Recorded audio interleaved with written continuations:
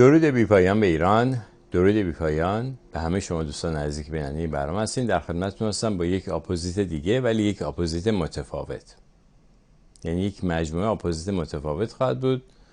داستان از این قراره که پس از سالها بررسی اخبار گوناگون در جریان کارم متوجه شدم، یعنی برخی وقتا به اخباری برخوردم که درک اونها سخت بود برام. مثلا چرا ارتش آمریکا 80 میلیارد دلار سلاح در افغانستان جا میذاره، اونم برای یک گروه تروریستی به نام طالبان؟ سوء مدیریت. چطور در قدرتمندترین و منظمترین ارتش دنیا سوء مدیریت رخ میده؟ یا مثلا چرا سرویس امنیتی آمریکا باید به 4 آخوند عقب افتاده کمک کنن تا در ایران قدرت رو به دست بگیرن و بعد به همون آخونده عقب افتاده اجازه بدن تا این منطقه بزرگ و مهم دنیا رو به آشوب بکشن؟ مگه دولت ایالات متحده دوست محمد رضا شاه نبود؟ چرا محمد رضا شاه رو با خمینی عوض کردن؟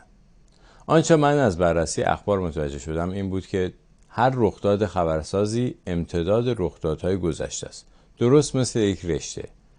برای فهم بهتر اخبار باید به سر رشته سفر کرد. به قول پدر فردوسی، از آغاز باید که دانی درست، سر مایه گوهران از نخست. رخدادهای سیاسی به طور مشخص ارتباط تنگاتنگی با مناسبات اقتصادی دارند. این موضوع ریشه در ارتباط تاریخی بین قدرت و ثروت داره. هدف من از تهیه این مجموعه درک بهتر اتفاقات امروز جهانه. درک بهتر آنچه بر ما میگذره به ما قدرت میده. قدرت انتخابهای بهتر برای تعیین سرنوشتمون. من به تک تک شما ایمان دارم ما خودمون سرنوشتمون رو تعیین میکنیم.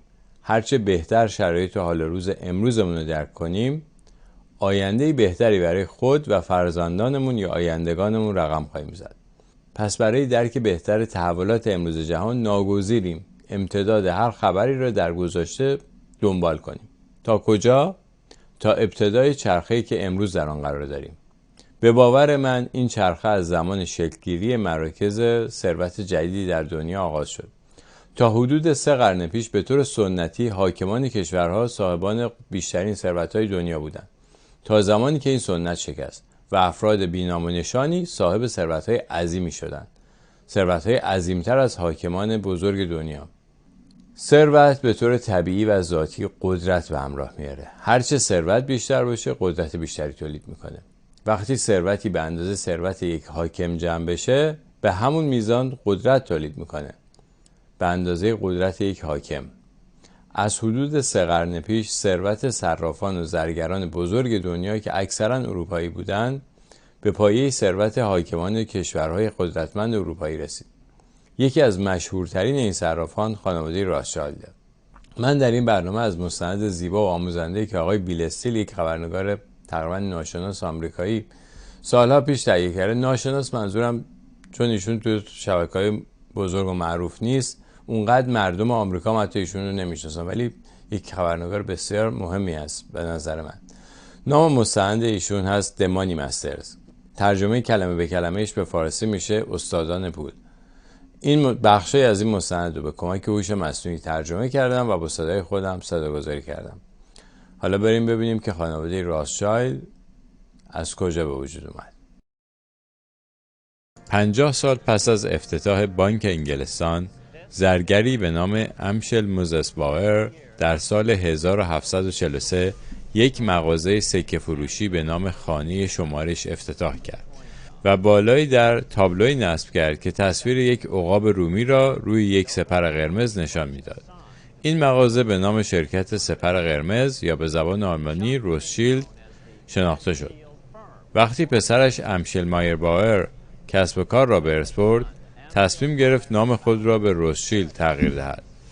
امشل خیلی زود فهمید که قرض دادن پول به دولت‌ها و پادشاهان سودآورتر از قرض دادن به افراد عادی است. نه تنها وام‌ها بزرگتر بودند، بلکه توسط مالیات‌های کشورها تضمین شده بودند. امشل باور راتشایلد 5 پسر داشت. او به همه آنها مهارت‌های خلق پول را آموزش داد. سپس آنها را به پایتخت‌های بزرگ اروپا فرستاد تا شعبات کسب و کار بانکی خانوادگی خود را افتتاح کنند. پسر اول او امشل باور در فرانکفورت ماند تا در بانک شهر خود کار کند. پسر دومش سلیمان به وین فرستاده شد. پسر سومش ناتان یا نیتان به انگلستان فرستاده شد. ناتان آشکارا باهوشترین بود. او در سن 21 سالگی در سال 1798 100 سال پس از تأسیس بانک انگلستان به لندن فرستاده شد. پسر چهارمش کارل به ناپل و پسر پنجمش جیکوب به پاریس رفتند. در سال 1785 امشلبایر پدر تمام خانواده‌اش را به این خانه بزرگتر نقل مکان کرد. یک خانه 5 طبقه که با خانواده شیف به اشتراک گذاشته بود. این خانه به سپر سبز یا گرین شیلد معروف بود. روثشیلدها و شیفها نقش محوری در تاریخ مالی اروپا و ایالات متحده ایفا کردند. روثشیلدها در ویلیامز هال، کاخ ثروتمندترین مرد آلمان، در واقع ثروتمندترین پادشاه در تمام اروپا، شاهزاده ویلیام هستینگکاسل، وارد معامله شدند. در ابتدا روثشیلدها فقط به ویلیام در سفته‌بازی روی سکه‌های گرانبها کمک می‌کردند. اما وقتی ناپلئون شاهزاده ویلیام را به تبعید فرستاد، او 550,000 پوند برای نیتان یا ناتان روثشیلد در لندن فرستاد که در آن زمان مبلغ هنگفتی بود. البته با دستورالعمل‌هایی برای خرید کنسول یا اوراق قرضه دولتی بریتانیا که سهم دولتی نیز نامیده می‌شدند. اما روثشیلد از این پول برای اهداف شخصی خود استفاده کرد. با ول کردن ناپلئون یا انداختن ناپلئون به جان دولت‌های اروپایی، فرصت‌های سرمایه‌گذاری زمان جنگ در اروپا تقریباً نامحدود بود. ویلیام مدتی قبل از نبرد واترلو به اینجا بازگشت. در سال 1815 او روثشیلد را احضار کرد و خواستار پس گرفتن پولش شد. روثشیلدها پول ویلیامز را به همراه بهره‌ای که کنسول‌های بریتانیا در صورت انجام سرمایه‌گذاری به او می‌پرداختند به او بازگرداندند. اما روثشیلدها تمام سودهای گذشته‌ای را که با استفاده از پولهای ویلیام به دست آورده بودند را برای خود نگه داشتند. ناتان روثشیلد بعدها با افتخار گفت که در 17 سالی که در انگلستان بوده سهم اولیه 20,000 پوندی خود را که پدرش به او داده بود 2500 برابر کرده است. با همکاری درون خانوادگی روثشیلدها خیلی زود به طرز باور نکردنی ثروتمند شدند. در اواسط سده 1800 آنها بر تمام بانکداران اروپایی تسلط داشتند و مطمئناً ثروتمندترین خانواده جهان بودند. آنها سیسیل رودز را تأمین مالی کردند و به او امکان دادند تا انحصار معادن الماس و طلای آفریقای جنوبی را در دست بگیرد. در آمریکا نیز آنها هریمنها و وندربیلت‌ها را در راه آهن و مطبوعات و کارنگی را در صنعت فولاد و بسیار دیگر را تأمین مالی کردند. در واقع در طول جنگ جهانی اول جی پی مورگان ثروتمندترین مرد آمریکا محسوب می‌شد. اما پس از مرگش مشخص شد که او در واقع تنها یک ستوان از خاندان روثشیلد بوده است. وقتی وصیت‌نامه مورگان منتشر شد مشخص شد که او تنها مالک 19% از سهام شرکت‌های جی پی مورگان است. گفته میشد تا سال 1850 جیمز روثشیلد وارث شاخه فرانسوی این خانواده 600 میلیون فرانک فرانسه ثروت داشت که 150 میلیون فرانک بیشتر از مجموع دارایی‌های سایر بانکداران فرانسه بود. او این عمارت به نام فریر را در شرق پاریس ساخت. ویلهلم اول با دیدن آن فریاد زد پادشاهان از عهده چنین چیزی بر نمی‌آیند، فقط میتوانست متعلق به یک روثشیلد باشد. یکی دیگر از مفسران فرانسوی قرن 19 این موضوع را اینگونه بیان کرده است: در اروپا فقط یک قدرت وجود دارد و آن روثشیلد است. هیچ مدرکی وجود ندارد که نشان دهد جایگاه غالب آنها در امور مالی اروپا یا جهان تغییر کرده است. پس در حقیقت همون روثشیلد هست یا روثشیلد، حالا ما میگیم دیگه با هم، چون تی اچ در زبان فارسی به ف خونده میشه دیگه همون روثشیلد میگیم. و عرضم به خدمتتون که به هر حال خانواده روثشیلد هم اینجوری، این یکی از خانواده‌های ثروتمند بزرگ، یکی که در حقیقت بزرگترینشون هست. اما در مورد ناپلئون و چگونگی به قدرت رسیدنش هم داستان‌های زیادی وجود داره. انقلاب کبیر فرانسه که از 1789 تا 1789 تا 1799 طول کشید، ربط داره یه جورایی به اتفاقاتی که در آمریکا افتاد و حمایتی که شاه وقت فرانسه از استقلال آمریکا به اصطلاح کرد و کمک‌هایی که بهشون رسوند تا بر انگلیسی ها پیروز بشن و اینا یه ربطی داره بعداً به اینکه چند سال بعد تو خود کشور خودش هم انقلاب میشه و مردمش مستقل میشن ازش. خلاصه اینا یه مقدار به هم ربط داره. حالا این احتیاج به تحقیقات گسترده‌تری داره ولی به لحاظ زمانی میخوره به هم دیگه. من راستش تحقیق مشخصی از خودم انجام ندادم ولی فکر میکنم که اینجوری باشه، فکر میکنم که ربط داشته باشه. حالا لازم داستان چگونگی شکل‌گیری نخستین بانک مرکزی جهان رو بدونیم تا با ایده و انگیزه به وجود آوردن چنین بانکی آشنا بشیم. بانک مرکزی انگلستان. انگلستان در وضعیت مالی بدی قرار داشت. 50 سال جنگ کم و بیش مداوم با فرانسه و هلند آن را خسته کرده بود.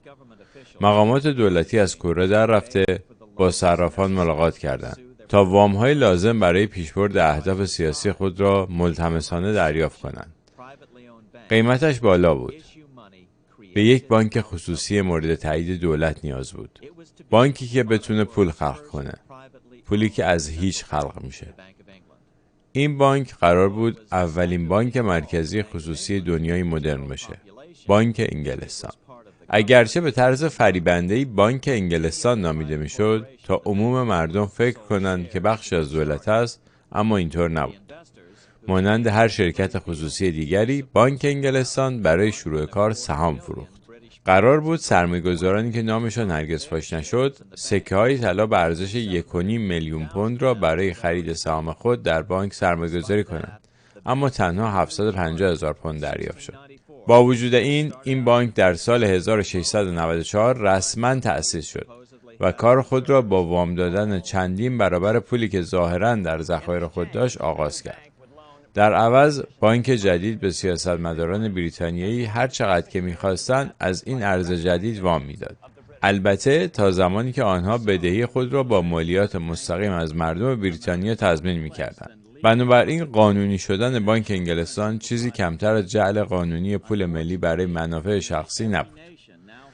متاسفانه تقریباً هر کشوری اکنون یک بانک مرکزی تحت کنترل خصوصی دارد که از بانک انگلستان به عنوان مدل پایه استفاده می‌کند.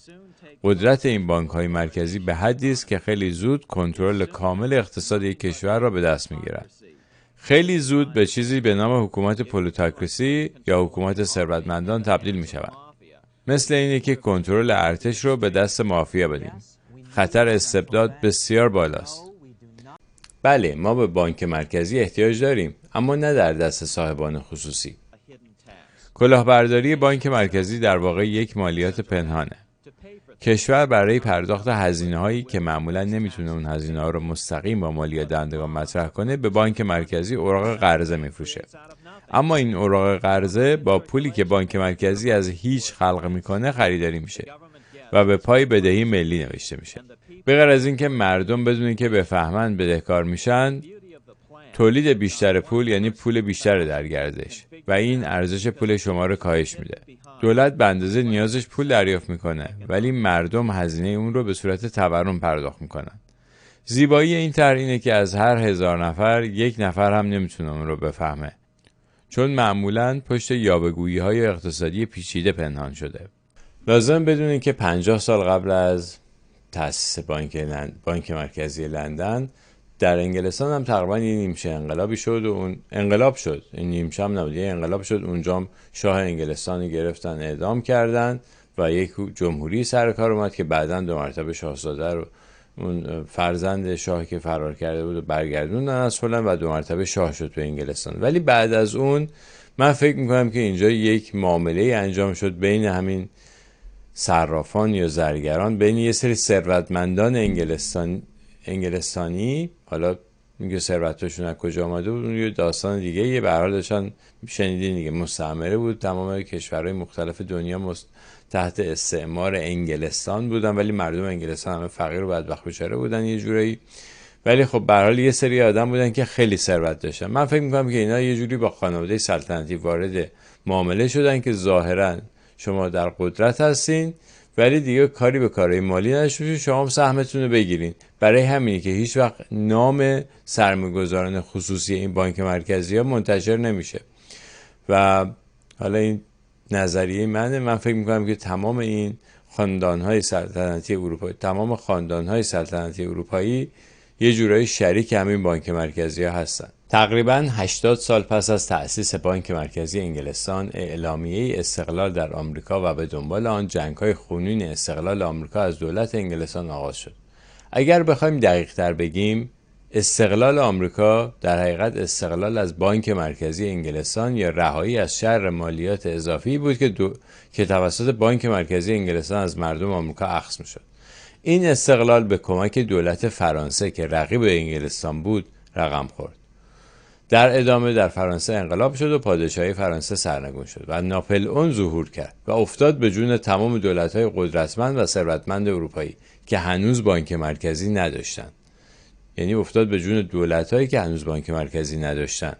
آشوبی که ناپلئون در قرن 19 تو اروپا به راه انداخت از همون جنس آشوبی بود که هیتلر در قرن 20 در اروپا به راه انداخت و بعداً به همه دنیا کشیده شد و اسلام افراطی امروز در خاورمیانه به راه انداخته. نکته جالب اینه که در همه این آشوب‌ها رد پای بانک‌ها و صاحبان ثروت‌های بزرگ به چشم می‌خوره.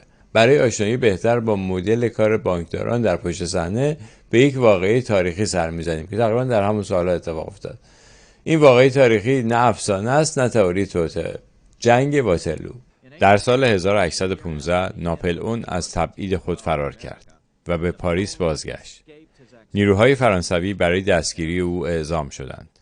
اما کاریزمای او چنان بود که سربازان دور رهبر قدیمی خود جمع شدند و بار دیگر او را به عنوان امپراتور خود ستودند. در مارس 1815 ناپلئون ارتشی را تجهیز کرد که دوک ویلینگتون بریتانیا کمتر از 90 روز بعد در واترلو آن را شکست داد. برخی از نویسندگان ادعا می‌کنند که ناپلئون 5 میلیون پوند از بانک انگلستان برای مسلح کردن مجدد قرض گرفت. اما به نظر می رسد که این وجوه در واقع از بانک اوارد در پاریس آمده بود. با این وجود از حدود این نقطه به بعد برای بانک‌های مرکزی تحت کنترل خصوصی تأمین مالی هر طرف از جنگ غیر معمول نبود. چرا یک بانک مرکزی باید طرف‌های مخالف در جنگ را تأمین مالی کند؟ زیرا جنگ بزرگترین تولید کننده بدهی است. یک ملت برای پیروزی هر مبلغی را قرض می‌گیرد. به بازنده نهایی فقط به اندازه‌ای وام داده می شود که امید بیهوده پیروزی را حفظ کند و به برنده نهایی به اندازه‌ای وام داده می شود که برنده شود. علاوه بر این چنین وام‌هایی معمولاً مشروط هستند. تضمینی که فاتح بدهی‌های شکست خوردگان را پرداخت خواهد کرد.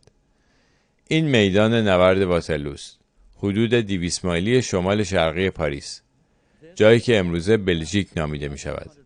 در اینجا ناپلئون شکست نهایی خود را متحمل شد، اما نه قبل از اینکه هزاران فرانسوی و انگلیسی جان خود را از دست دهند. درست در همانجا در 18 ژوئن 1815 74,000 سرباز فرانسوی با 67,000 سرباز از بریتانیا و سایر کشورهای اروپایی روبرو شدند. نتیجه قطعاً در حالی از ابهام بود. در واقع اگر ناپلئون چند ساعت زودتر حمله می‌کرد، احتمالاً در نبرد پیروز می‌شد. اما مهم نبود چه کسی پیروز شود یا شکست بخورد. ناتان روثشیلد در لندن قصد داشت از این فرصت برای تصرف بازار سهام و اوراق قرضه بریتانیا و احتمالاً حتی بانک انگلستان استفاده کند. روثشیلد یک نماینده مورد اعتماد، مردی به نام روزفورث را در ضلع شمالی میدان نبرد نزدیکتر به کانال مانش مستقر کرد. پس از قطعی شدن نتیجه نبرد، روزفورث به سمت کانال مانش حرکت کرد. او خبر را 24 ساعت کامل قبل از پیک ویلینگتون به ناتان روثشیلد رساند. روثشیلد با عجله به بازار سهام رفت و در جایگاه همیشگی خود در مقابل یک ستون باستانی قرار گرفت. همه نگاه‌ها به او بود. روثشیلد یک شبکه ارتباطی افسانه‌ای داشت. اگر ویلینگتون شکست می‌خورد و ناپلئون دوباره در قاره اروپا ول می‌شد، وضعیت مالی بریتانیا واقعاً وخیم می‌شد. روثشیلد غمگین به نظر می‌رسید. او بی حرکت آنجا ایستاده و چشمانش را پایین انداخته بود.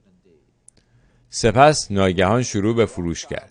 سایر سرمایه‌گذاران عصبی دیدند که روثشیلد در حال فروش است. این فقط می‌توانست یک معنی داشته باشد. ناپلئون حتما برنده شده بود. ویلینگتون حتما باخته بود. بازار سقوط کرد. خیلی زود همه کنسول‌های خود اوراق قرضه دولت بریتانیا را فروختند و قیمت‌ها به شدت کاهش یافت. اما سپس روتشیلد مخفیانه شروع به خرید کنسول‌ها از طریق نمایندگان خود تنها با کسری از ارزش آنها کرد. 100 سال بعد نیویورک تایمز داستانی را منتشر کرد که نشان میداد نوه ناتان تلاش کرده بود تا حکم دادگاه برای توقیف کتابی که این داستان بازار سهام در آن آماده بود را دریافت کند. خانواده روتشیلد ادعا کردند که این داستان نادرست و افتراآمیز است، اما دادگاه درخواست روتشیلد را رد کرد و به خانواده دستور داد تا تمام هزینه‌های دادگاه را بپردازند. نکته جالبتر در مورد این داستان این است که برخی از نویسندگان ادعا می‌کنند که روز پس از نبرد واترلو در عرض چند ساعت ناتان روتشیلد نه تنها بر بازار اوراق قرضه بلکه بر بانک انگلستان نیز تسلط یافت. اینکه آیا خانواده روتشیلد کنترل بانک انگلستان، اولین بانک مرکزی خصوصی در یک کشور بزرگ اروپایی و ثروتمندترین آن را به دست گرفته بودند، یک چیز قطعی است. در اواسط سده 1800 روتشیلدها ثروتمندترین خانواده جهان بودند بدون استثنا. آنها بر بازارهای اوراق قرضه دولتی تسلط داشتند و به سایر بانک‌ها و شرکت‌های صنعتی نیز نفوذ کردند. و بدین ترتیب یک خانواده کنترل بانک مرکزی یکی از ثروتمندترین کشورهای آن زمان دنیا را به دست گرفت که میشه گفت ثروتمندترین کشور بود در اون زمان. حتما داستان‌های مستعمرات دولت انگلستان رو شنیدیم. ثروتی که از این مستعمرات روانه انگلستان میشد به مردم یا حتی خزانه کشور نمیرفت، بلکه مستقیم یا غیر مستقیم سر از بانک مرکزی یا بازار اوراق قرضه در می آورد. در حقیقت کنترل ثروتمندترین بانک دنیا به دست یک خانواده افتاد بدون تاجگذاری انقلاب سیاسی. طبیعتاً این حجم از ثروت به همان میزان قدرت تولید میکنه، قدرتی پنهان پشت نام بانک. اما همچنان یکی دیگر منابع بزرگ ثروت دست این بانک در اومده بود. بعد از جنگ استقلال آمریکا ثروتی که از محل مالیات بر مردم آمریکا به بانک انگلستان میرسید قطع شد. این ثروت انقدر زیاد بود که غیر قابل چشم‌پوشی بود. گذشته از این، در صورت موفقیت دولت جوان آمریکا بدون بانک مرکزی یک مدل تازه کشورداری خلق میشد که موجودیت ایده بانک مرکزی رو شدیداً به خطر مینداخت.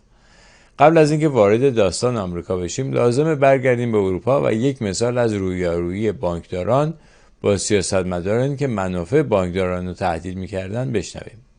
سال 1789 برای ادامه جنگ با روسیه، شاه گوستاو سوم پارلمان سوئد را متقاعد کرد که پول بدون بدهی به نام ریکسکالد چاپ کند. این موضوع برای بانکداران بسیار گران تمام شد. سوئد راز چاپ پول خود بدون بدهی را آموخته بود. در سال 1792 تنها 3 سال پس از شروع این آزمایش، شاه گوستاو توسط یک وام دهنده به نام یاکوب یوهان آنکرستروم ترور شد. همانطور که اغلب در زمان جنگ اتفاق می‌افتد، تعداد زیادی از اسکناس‌های ریکسکالد چاپ شدند. مقدار آن از کنترل خارج شد. یک ملت در زمان جنگ همه چیز را برای بقا فدا می‌کند. بنابراین تورم نتیجه آزمایش پول بدون بدهی در سوئد را تا سال 1834 خراب کرد. همانطور که چند سال قبل از آن در طول انقلاب آمریکا این اتفاق افتاده بود. باز هم به این دلیل که مقدار چاپ پول کنترل نشد. داستانی که شنیدین بخشی از مستند جادوگران آز ساخته بیل استیل بود. این نخستین بار هست که وقتی منافع بانک‌ها به خطر میفته خود بانکداران برای دور کردن خطر رأساً دست به کار شده و اقدام به حذف فیزیکی یا ترور میکنند. این الگو تا همین امروز با موفقیت دنبال شده، با این تفاوت که بعد از این حادثه بانکداران هرگز بی‌واسطه دست به چنین کاری نزدند و همیشه تروریستی رو به استخدام درآوردند. تقریباً تمام ترورهای سیاسی که در 2 قرن گذشته در نقاط مختلف دنیا انجام شده مستقیم یا غیر مستقیم به نفع یک منبع بزرگ مالی تمام شده. فقط کافیه رد پول دنبال کنیم تا به منبع مالی نفع برنده برسیم. استقلال ایالات متحده آمریکا بعد از 8 سال جنگ خونین به معنای از دست رفتن یکی از بزرگترین منابع مالی بانک مرکزی لندن به شمار می‌رفت. این بود که از همون سالهای نخست تلاش برای بازگرداندن مالیات از دست رفته به خزانه بانک مرکزی انگلستان شروع شد. در سال 1790 کمتر از 3 سال پس از امضای قانون اساسی، صرافان دوباره حمله کردند. الکساندر همیلتون، اولین وزیر خزانه‌داری که به تازگی منصوب شده بود، لایحه‌ای را به کنگره پیشنهاد داده بود که خواستار ایجاد یک بانک مرکزی خصوصی جدید بود. تصادفاً همان سالی بود که امشل روثشیلد از بانک اصلی خود در فرانکفورت اعلامیه خود را صادر کرد. بگذارید من پول یک ملت را صادر کنم و کنترل کنم. من اهمیتی نمیدم که چه کسی قوانین را می نویسد. الکساندر همیلتون ابزاری در دست بانکداران بین المللی بود و میخواست بانک ایالات متحده را ایجاد کند و این کار را هم کرد. جالبه که یکی از اولین مشاغل همیلتون پس از فارغ التحصیلی از دانشکده حقوق دستیاری رابرت موریس بود. رابرت موریس رئیس بانک آمریکای شمالی در سال 1782 بود. در واقع سال قبل همیلتون نامه‌ای به موریس نوشته بود که در آن گفته بود بدهی ملی اگر بیش از حد نباشد برای ما یک نعمت ملی خواهد بود. نعمت برای کی؟ پس از یک سال بحث و جدل شدید در سال 1791 سرانجام کنگره این لایحه را تصویب کرد و به آن مجوز 20 ساله داد. قرار بود بانک جدید اولین بانک ایالات متحده نامیده شود. اینجا جلوی اولین بانک ایالات متحده در فیلادلفیا هستیم. به این بانک انحصار چاپ پول آمریکا داده شد، هرچند 80% سهام آن در اختیار سرمایه‌گذاران خصوصی بود. 20% دیگر توسط دولت ایالات متحده خریداری می‌شد. اما دلیل این کار دادن سهمی به دولت نبود، بلکه قرار بود سرمایه 80% مالکان خصوصی تأمین شود. همانند بانک قدیمی آمریکای شمالی و بانک انگلستان قبل از آن، سهامداران هرگز مبلغ کامل سهام خود را پرداخت نکردند. دولت ایالات متحده 2 میلیون دلار اولیه خود را به صورت نقدی ارائه داد. سپس بانک از طریق جادوی قدیمی وامدهی ذخیره کسری به سرمایه‌گذاران اصلی خود وام داد تا اونها بتونن 8 میلیون دلار سرمایه باقی مانده و مورد نیاز برای این سرمایه‌گذاری را بدون ریسک تأمین کنند. مانند بانک انگلستان، انتخاب نام بانک ایالات متحده عمدن برای پنهان کردن خصوصی بودن آن بود و مانند بانک انگلستان، نام سرمایه‌گذاران این بانک هرگز فاش نشد. سالها بعد این گفته رایج شد که روثشیلدها قدرت پشت پرده بانک قدیمی ایالات متحده بودند. این بانک به عنوان راهی برای ایجاد ثبات در سیستم بانکی و از بین بردن تورم به کنگره فروخته شد. اما در 5 سال اول چه اتفاقی افتاد؟ دولت ایالات متحده 8.2 میلیون دلار از بانک ایالات متحده وام گرفت. در همان دوره 5 ساله قیمت‌ها 72% افزایش یافت. جفرسون به عنوان وزیر امور خارجه جدید با ناراحتی و ناامیدی نظاره‌گر این وامگیری بود و نمی‌توانست جلوی آن را بگیرد. ای کاش می‌توانستیم یک متمم واحد به قانون اساسی خود اضافه کنیم و قدرت وامگیری را از دولت فدرال بگیریم. میلیون‌ها آمریکایی امروز همین احساس را دارند. آنها با ناامیدی و درماندگی نظاره می‌کنند که چگونه دولت فدرال اقتصاد آمریکا را به ورطه فراموشی می‌سپارد. نحوه کارکرد اولین بانک ایالات متحده از این قرار بود: دولت بیشتر پول نقد را برای راه اندازی یک بانک خصوصی تأمین کرد. سپس بانکداران همین پول رو به یکدیگه قرض دادند تا سهام باقی مانده در بانک را خریداری کنند. خیلی ساده بگم، این یک کلاهبرداری بود و بانکداران نمیتونستن مدت زیادی اونو پنهان نگه دارن. در سال 1790 شاید ملت‌ها بتونن با از خودگذشتگی و سلاح گرم استقلال خودشون به دست بیارن، اما فقط قانونه که میتونه این استقلال رو حفظ کنه. همون متممی که توماس جفرسون آرزوی اضافه کردنش به قانون اساسی آمریکا رو داشت و نتونست این کار انجام بده، امروز کار دست ایالات متحده داده. شاید اگر این متمم به قانون اساسی آمریکا اضافه شده بود، امروز آمریکا گرفتار جنگ‌های بی‌پایان در نقاط مختلف دنیا نمی‌شد و ثروت‌های مردم آمریکا در عراق و افغانستان برباد داده نمی‌شد. اما ببینیم چه بر سر بانک اول ایالات متحده اومد و چه پیامدهایی برای آمریکا داشت.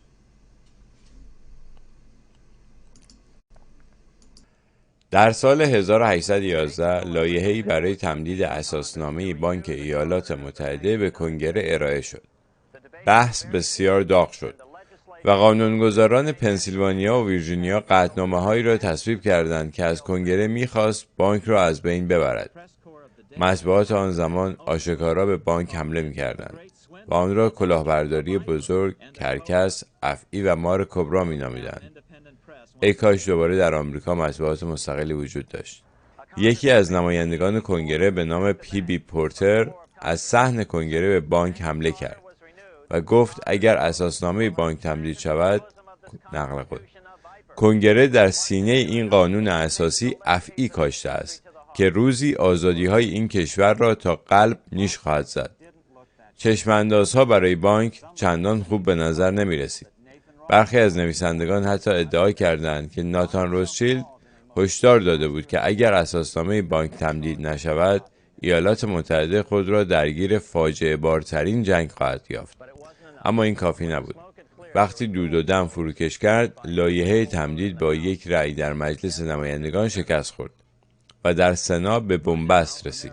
در آن زمان جیمز مدیسون چهارمین رئیس جمهور ایالات متحده در کاخ سفید بود. مدیسون از مخالفان سرسخت بانک بود. معاون او جورج کلینتون در سنا تساوی آرا را شکست و بانک را به ورطه نابودی کشاند. ظرف 5 ماه انگلستان به ایالات متحده حمله کرد و جنگ 1812 آغاز شد. اما بریتانیایی ها هنوز مشغول جنگ با ناپلئون بودند و بنابراین جنگ 1812 در سال 1814 با تساوی به پایان رسید. اگرچه صرافان موقتاً ضعیف شده بودند، اما از شکست فاصله زیادی داشتند. تنها 2 سال دیگر طول کشید تا بانک خود را بزرگتر و قویتر از همیشه بازگردانند. لازم اینجا اشاره کنم که این جنگ 1812 که به خاطر تمدید نشدن بانک اول ایالات متحده توسط انگلستان به آمریکا تحمیل شد، 1814 یه جورایی چون دیدن از پس ارتش آمریکا بر نمیان دیگه عقب کشیدن و در ضمن میخواستن که برن سراغ ناپلئون و دقیقاً 1 سال بعدش ناپلئون 2 مرتبه یه دفعه از تبعید فرار کرد و اون داستان واترلو اتفاق افتاد. یعنی این اتفاقات همه به هم مربوط هست. حالا ببینیم که داستان بانک دوم چی شد، کی بانک دوم به وجود اومد و بعداً چه اتفاقی افتاد. در همین حال در واشنگتن در سال 1816 تنها 1 سال پس از واترلو و تصاحب ادعایی بانک انگلستان توسط روثشیلدها، کنگره آمریکا لایحه‌ای را تصویب کرد که به موجب آن یک بانک مرکزی خصوصی دیگر مجاز شناخته می‌شد. این بانک دومین بانک ایالات متحده لقب گرفت. اساسنامه بانک جدید کپی بانک‌های قبلی بود. دولت آمریکا 20% از سهام بانک را در اختیار خواهد داشت. البته سهم فدرال توسط خزانه‌داری دولت پیشاپیش به صندوق بانک واریز می‌شد. سپس از طریق جادوی وامدهی با ذخیره کسری وام‌هایی به سرمایه‌گذاران خصوصی داده می‌شد تا 80% باقی مانده سهام را خریداری کنند. درست مانند قبل هویت سهامداران اصلی همچنان یک راز باقی می‌ماند. اما مشخص بود که بزرگترین بلوک سهام حدود 1/3 از کل به خارجی‌ها فروخته شده بود. همانطور که یکی از ناظران بیان کرد، مطمئناً اغراق نیست اگر بگوییم که دومین بانک ایالات متحده به همان اندازه که در آمریکا ریشه داشت، در بریتانیا نیز ریشه داشت. خب بازم نام اون سرمایه‌گذاران خارجی پنهان شده و همچنان هم پنهان است. همچنان هم شما نمیدونید که صاحبان فدرال رزرو واقعا کیا هستن، صاحبان بانک لندن کیا، سهامداران اصلیش کیا هستن.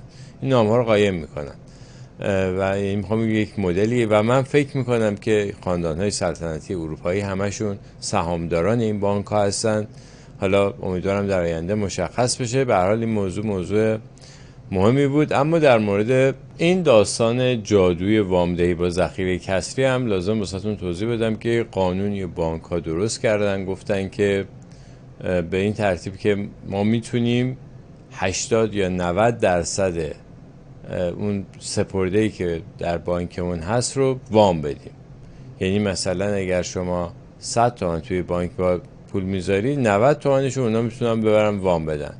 ولی خب نشون دادن اینکه این 100 تومن توی بانک هست یا نیست زیاد کار آسونی نیست و این هستش که این داستان یعنی که در حقیقت خود اون پولی که تو بانک هست رو وام نمیدن، یک پول خیالی که دارن وام میدن و به این ترتیب وقتی دولت آمریکا 20% اونجا سهام مثلا پول نقد ورده پرداخت کرده که سپرده گذاری بکنه، اونا بر اساس اون 20% 80% دیگه به خودشون وام دادن، دو مرتبه سرمایه گذاری کردن توی همین بانک.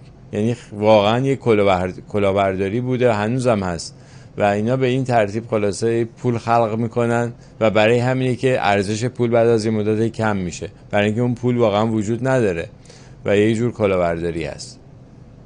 حالا ببینیم ادامه داستان که چطور این بانک دوم ایالات متحده چه اتفاقی براش میفته. خیلی داستان جالب و هیجان انگیزیه.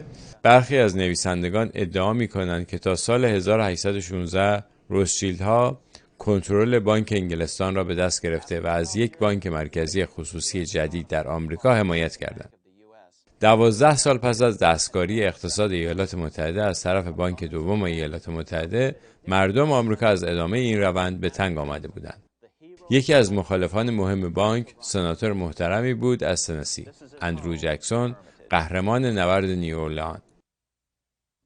مخالفان بانک او را برای ریاست جمهوری نامزد کردند. اینجا خانه اوست. در ابتدا هیچ کس به جکسون فرصتی نداد. بانک مدتها پیش آموخته بود که چگونه میتوان با پول روند سیاسی را کنترل کرد. در کمال تعجب و ناامیدی صرافان، جکسون در سال 1828 به قدرت رسید. جکسون مصمم بود در اولین فرصت بانک را از بین ببرد و برای این کار هیچ وقتی را تلف نکرد. اما امتیاز 20 ساله بانک تا سال 1836 آخرین سال دوره دوم ریاست جمهوری او برای تمدید ارائه نمی‌شد. البته اگر او می‌توانست آن زمان در قدرت بماند. جکسون در طول دوره اول ریاست جمهوری خود به ریشه‌کن کردن نوکران فراوان بانک از حمایت دولتی بسنده کرد. او 2000 نفر از 11000 کارمند دولت فدرال را اخراج کرد. در سال 1832 با نزدیک شدن به انتخاب مجدد او، بانک‌ها ضربه اولیه‌ای را وارد کردند. به این امید که جکسون جنجال به پا نخواهد کرد. از کنگره خواستند که لایحه تمدید را 4 سال زودتر تصویب کند. طبیعتاً کنگره موافقت کرد. سپس آن را برای امضا نزد رئیس جمهور فرستادند. اما جکسون با هر دو پا وارد عمل شد. قهرمان پیر ترسو نبود و لایحه را وتو کرد. پیام وتوی او یکی از اسناد بزرگ و مهم آمریکایی است. این به وضوح مسئولیت دولت آمریکا را در قبال شهروندانش چه ثروتمند و چه فقیر بیان می‌کند. فقط شهروندان خودمان نیستند که از مواهب دولت ما بهره مند می‌شوند. بیش از 8 میلیون از سهام این بانک در اختیار خارجی هاست. آیا بانکی که ذاتاً ارتباط چندانی با کشور ما ندارد، خطری برای آزادی و استقلال ما ندارد؟ کنترل پول ما، دریافت پول عمومی ما و نگهداری هزاران نفر از شهروندان ما، این از قدرت نظامی دشمن سهمگین‌تر و خطرناکتر خواهد بود. بعداً در همان سال در ژوئیه 1832 کنگره نتوانست وتوی جکسون را لغو کند. حالا جکسون مجبور بود برای انتخاب مجدد کاندید شود. جکسون استدلال خود را مستقیما به مردم ارائه داد. برای اولین بار در تاریخ ایالات متحده، جکسون مبارزات انتخاباتی ریاست جمهوری خود را به صورت جاده‌ای انجام داد. پیش از آن نامزدهای ریاست جمهوری در خانه می‌ماندند و ظاهری رئیس جمهور گونه داشتند. شعار انتخاباتی او جکسون و بدون بانک بود. حزب جمهوری‌خواه سناتور هنری کلی را مقابل جکسون قرار داد. با وجود این واقعیت که بانکداران بیش از 3 میلیون دلار به کمپین کلی تزریق کردند، جکسون در نوامبر 1832 با اکثریت قاطع آرا دوباره انتخاب شد. جکسون با وجود پیروزی در انتخابات ریاست جمهوری می‌دانست که نبرد تازه آغاز شده است. رئیس جمهور تازه منتخب گفت غول فساد فقط مهار شده اما نمرده است. جکسون به وزیر خزانه‌داری جدید خود لوئیس مک‌کین دستور داد تا شروع به برداشت سپرده‌های دولت از بانک دوم و قرار دادن آنها در بانک‌های ایالتی کند. اما مک‌کین از انجام این کار خودداری کرد. جکسون او را اخراج کرد و ویلیام جی دوین را به عنوان وزیر جدید خزانه‌داری منصوب کرد. دوین نیز از اجابت این درخواست رئیس جمهور خودداری کرد و بنابراین جکسون او را نیز اخراج کرد. سپس راجر بی تانی را به این سمت گمارد. تانی از اول اکتبر 1833 وجوه دولتی را از بانک برداشت کرد. جکسون بسیار خوشحال بود، اما بانک هنوز مبارزه را تمام نکرده بود. رئیس آن نیکولاس بیدل از نفوذ خود استفاده کرد تا سنای آمریکا را وادار به رد نامزدی تانی کند. سپس در نمایشی نادر از تکبر، بیدل تهدید کرد که اگر بانک دوباره تمدید نشود، رکود ایجاد خواهد کرد. این رئیس جمهور لایق فکر می‌کند چون پوست سر سرخپوست‌ها را کنده و قضات را زندانی کرده، پس می‌تواند با بانک اینطور رفتار کند. او اشتباه می‌کند. سپس بیدل در کمال صداقتی باور نکردنی برای یک رئیس بانک مرکزی اعتراف کرد که بانک قصد دارد پولی فراهم آورد تا کنگره را مجبور به احیای بانک کند. هیچ چیز به اندازه رنج گسترده بر کنگره تأثیر نخواهد داشت. تنها راه نجات ما دنبال کردن یک روند ثابت و پایدار از محدودیت‌های سفت و سخت است و من شکی ندارم که چنین مسیری در نهایت به بازگرداندن پول رایج و تغییر اساسنامه بانک منجر خواهد شد. چه افشاگری خیره کننده‌ای! اینجا حقیقت محض با وضوحی تکان دهنده آشکار شد. بیدل قصد داشت از قدرت انقباض پولی بانک برای ایجاد رکودی عظیم استفاده کند تا آمریکا تسلیم شود. متاسفانه این اتفاق بارها در طول تاریخ ایالات متحده رخ داده است و همچنان در شرف وقوع است. نیکولاس بیدل به تهدیدش عمل کرد. این بانک با فراخواندن وام‌های قدیمی و امتناع از تمدید وام‌های جدید، عرضه پول را به شدت کاهش داد. وحشت مالی به دنبال آن رخ داد و به دنبال آن رکود عمیقی به وجود آمد. طبیعتاً بیدل جکسون را مسئول این سقوط دانست و گفت که این سقوط ناشی از برداشت وجوه فدرال از بانک بوده است. متاسفانه نقشه او به خوبی پیش رفت. دستمزدها و قیمتها کاهش یافت. بیکاری به همراه ورشکستگی مشاغل افزایش یافت. کشور به سرعت به آشوب و بلوا افتاد. سردبیران روزنامه‌ها در سرمقاله‌هایشان جکسون را به باد انتقاد گرفتند. بانک تهدید کرد که پرداخت‌هایی را که مستقیما به سیاستمداران کلیدی برای حمایتشان پرداخت می‌شد را متوقف خواهد کرد. تنها ظرف چند ماه کنگره جلسه‌ای تشکیل داد که به جلسه وحشت معروف شد. 6 ماه پس از برداشت وجوه از بانک، جکسون رسما با قطعنامه‌ای که با رأی 26-20 در سنا تصویب شد، مورد انتقاد قرار گرفت. این اولین باری بود که یک رئیس جمهور توسط کنگره مورد انتقاد قرار می‌گرفت. جکسون به شدت به بانک حمله کرد. تو لانه افعی هستی. من قصد دارم شما را ریشه‌کن کنم و به خدای ابدی سوگند شما را ریشه‌کن خواهم کرد. سرنوشت آمریکا بر لبه تیغ نوسان می‌کرد. اگر کنگره می‌توانست آرای کافی برای لغو وتوی جکسون را جمع کند، به این بانک یک انحصار 20 ساله یا بیشتر بر پول آمریکا اعطا می‌شد. این زمان برای تثبیت قدرت عظیم بانک کافی بود. سپس معجزه‌ای رخ داد. فرماندار پنسیلوانیا از رئیس جمهور جکسون حمایت کرد و به شدت از بانک انتقاد کرد. علاوه بر این، بیدل در حال لاف زدن در مورد برنامه بانک برای فروپاشی اقتصاد در ملأ عام دستگیر شد.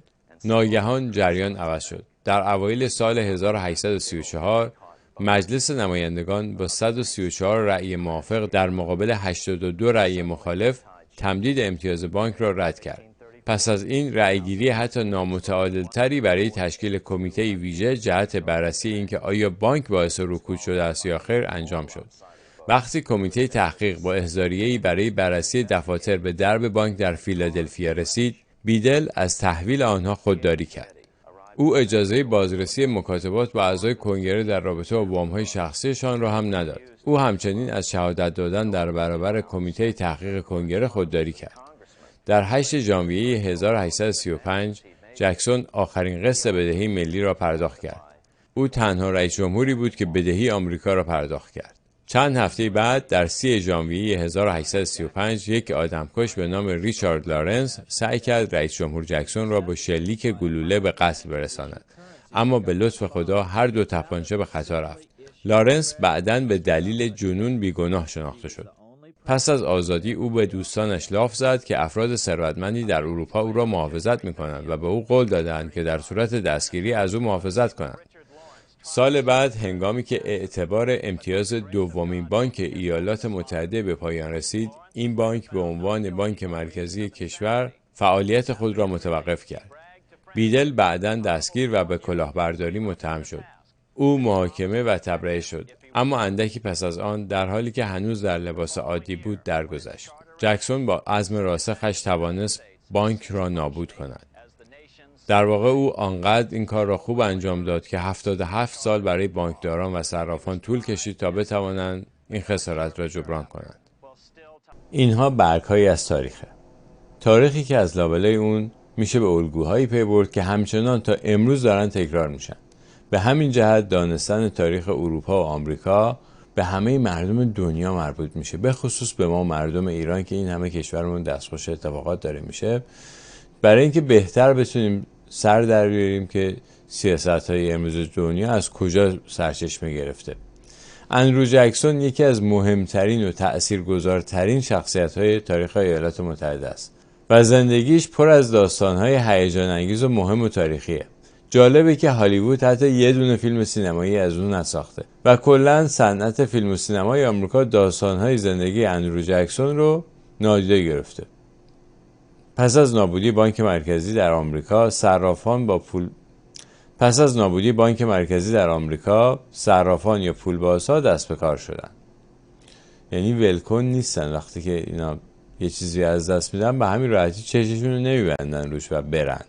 اینها بالاخره راهی پیدا میکنن. برای همین این تلاشا ادامه داشت تا اینکه رسیدیم به جنگ داخلی آمریکا. متاسفانه حتی جکسون هم نتوانست کل ماجرا و ریشه اصلی آن را درک کند. اگرچه جکسون موذیانه ترین سلاح صرافان یعنی بانک مرکزی را از بین برده بود، بانکداری ذخیره کسری همچنان توسط بانک‌های متعدد ایالتی مورد استفاده قرار می‌گرفت. این امر به بی‌ثباتی اقتصادی در سالهای قبل از جنگ داخلی دامن زد. با این حال بانکداران مرکزی در خارج از کشور بودند و در نتیجه آمریکا با گسترش به سمت غرب رونق گرفت. در این مدت صرافان اصلی برای بازیابی قدرت متمرکز از دست رفته خود تلاش کردند، اما فایده‌ای نداشت. سپس در نهایت آنها به فرمول قدیمی بانکداران مرکزی بازگشتند، یعنی جنگ، تا بدهی و وابستگی ایجاد کنند. اگر آنها نمیتوانستند بانک مرکزی خود را در آمریکا داشته باشند، میتوانستند با غرق کردن آمریکا در یک جنگ داخلی آن را به زانو درآورند. درست همانطور که در سال 1812 پس از عدم تمدید اولین بانک ایالات متحده این کار را کردند. 1 ماه پس از مراسم تحلیف ابراهام لینکلن، اولین گلوله‌های جنگ داخلی آمریکا در 12 آوریل سال 1861 اینجا در فورت سامتر کارولینای جنوبی شلیک شدند. مطمئناً بردهداری یکی از دلایل جنگ داخلی بود، اما علت اصلی آن نبود. لینکلن می‌دانست که اقتصاد جنوب به بردهداری وابسته است و بنابراین قبل از جنگ داخلی هیچ قصدی برای از بین بردن آن نداشت. لینکلن تنها 1 ماه قبل در سخنرانی مراسم تحلیف خود این موضوع را اینگونه بیان کرده بود: من هیچ قصدی چه مستقیم و چه غیر مستقیم ندارم که در نهاد بردهداری ایالت‌هایی که بردهداری دارند دخالت کنم. من معتقدم که هیچ حق قانونی برای انجام این کار ندارم و هیچ تمایلی به انجام آن هم ندارم. حتی پس از شلیک اولین گلوله‌ها در اینجا در فورت سامتر، لینکلن همچنان اصرار داشت که جنگ داخلی به خاطر مسئله بردهداری نبود. هدف اصلی من نجات اتحادیه است و این نه نجات و نه نابودی بردهداری است. اگر می توانستم اتحادیه را بدون آزاد کردن هیچ برده‌ای نجات دهم، این کار را می کردم. پس جنگ داخلی برای چه بود؟ عوامل زیادی در این امر دخیل بودند. صنعتگران شمالی از تعرفه‌های حمایتی استفاده می‌کردند. این تعرفه‌ها برای جلوگیری از خرید کالاهای ارزانتر اروپایی توسط ایالت‌های جنوبی وضع شده بود. اروپا با توقف واردات پنبه از جنوب تلافی کرد. ایالت‌های جنوبی در تنگنای مالی مضاعفی قرار داشتند. آنها مجبور شدند برای مایحتاج زندگی خود هزینه بیشتری بپردازند، در حالی که درآمدشان از صادرات پنبه به شدت کاهش یافته بود. جنوب عصبانی بود، اما عوامل دیگری هم در کار بود. صرافان هنوز از خروج آمریکا از کنترلشان در 25 سال پیش رنج می‌بردند. از آن زمان اقتصاد سرکش آمریکا این کشور را ثروتمند کرده بود که الگوی بدی برای بقیه جهان بود. بانکداران مرکزی اکنون فرصتی را برای ایجاد تفرقه در ملت ثروتمند جدید پیدا کرده بودند. خب بیایید نگاهی بیاندازیم به آنچه یک ناظر آگاه در آن زمان گفت. شخصی به نام اوتو فون بیسمارک، صدر اعظم آلمان، مردی که ایالات آلمان را متحد کرد. تقسیم ایالات متحده به فدراسیون‌هایی با قدرت برابر مدت‌ها پیش از جنگ داخلی توسط قدرت‌های مالی بالای اروپا تصمیم گرفته شده بود. این بانکداران می‌ترسیدند که اگر ایالات متحده به عنوان یک بلوک و یک ملت باقی بماند، به استقلال اقتصادی و مالی دست یابد، سلطه بانکداران بر جهان را مختل خواهد کرد.